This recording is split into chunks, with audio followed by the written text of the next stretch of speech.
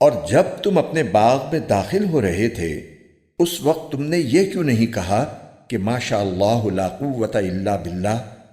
یعنی جو اللہ چاہتا ہے وہی ہوتا ہے، اللہ کی توفیق کے بغیر کسی میں کوئی طاقت نہیں۔ اگر تمہیں یہ نظر آ رہا ہے کہ میری دولت اور اولاد تم سے کم ہے تو میرے رب سے کچھ بعید نہیں ہے کہ وہ مجھے تمہارے باغ سے بہتر چیز عطا فرما دے اور تمہارے اس باغ پر کوئی آسمانی آفت بھیج دے جس سے وہ چکنے میدان میں تبدیل ہو کر رہ جائے، یا اس کا پانی زمین میں اتر جائے، پھر تم اسے تلاش بھی نہ کر سکو۔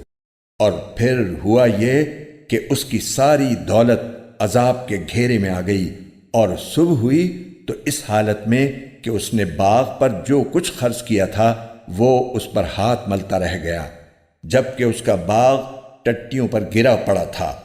اور وہ کہہ رہا تھا کاش میں نے اپنے رب کے ساتھ کسی کو شریک نہ مانا ہوتا۔ اور اسے کوئی ایسا جتھا میسر نہ آیا جو اللہ کو چھوڑ کر اس کی مدد کرتا،